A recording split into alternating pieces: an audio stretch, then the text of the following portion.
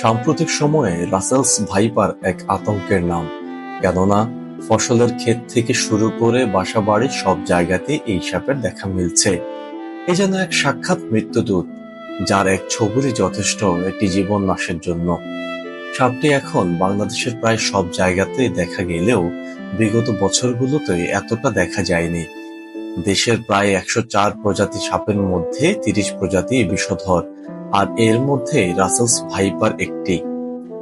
একটি রিপোর্টে বলা হয়েছে, বিষধর সাপের মধ্যে রাসেলস ভাইপারের কামড়েই সবচেয়ে বেশি মানুষের মৃত্যু হয়। জন মানুষ মারা গেছে।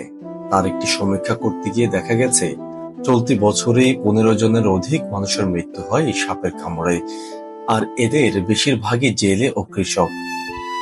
বিষধর হিসাবে এই সাপ পঞ্চম স্থানে থাকলেও হিংস্রতা ও আক্রমণের দিক থেকে এই সাপ রয়েছে ১ নম্বরে।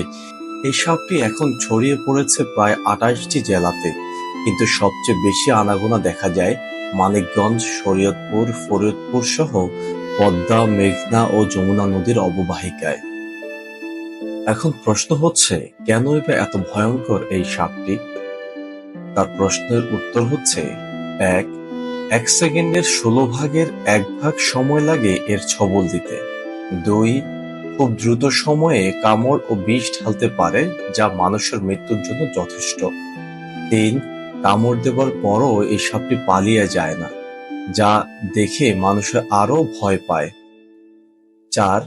অন্য সাপের মতো বারবার তেড়ে আসে না এই সাপটি, বরং বিরক্ত বোধ করলে হিস হিস শব্দ করে জানান দেয়। ৫.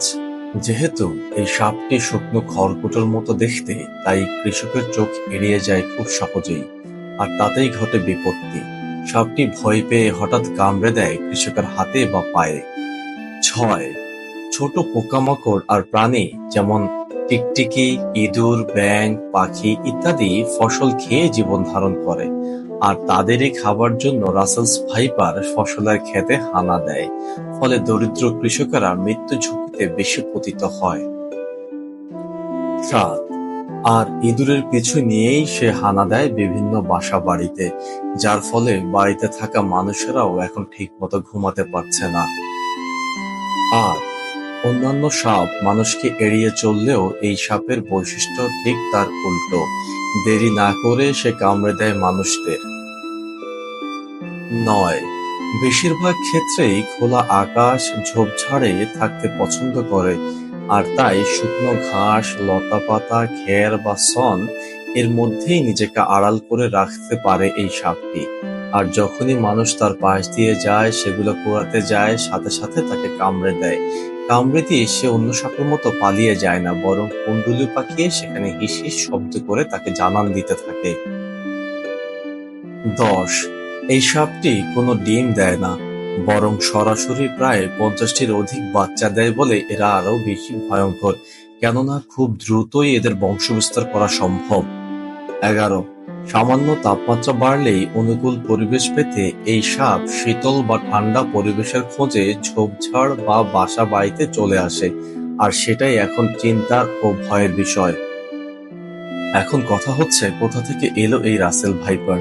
এই সাপের আবাসস্থল ভারত উপমহাদেশে, যেমন ভারত, শ্রীলঙ্কা, বাংলাদেশ, নেপাল, পাকিস্তান, থাইল্যান্ড, কম্বোডিয়া, চীন ও মায়ানমার।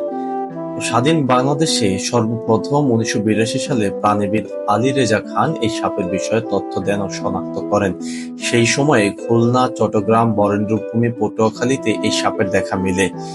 একসময় কমে যাওয়ায় একে বিলুপ্ত সাপ হিসাবে বলা হয়, কিন্তু সম্প্রতি এর আনাগোনা এত পরিমাণ বেড়েছে যে তা এখন আতঙ্কের বিষয়।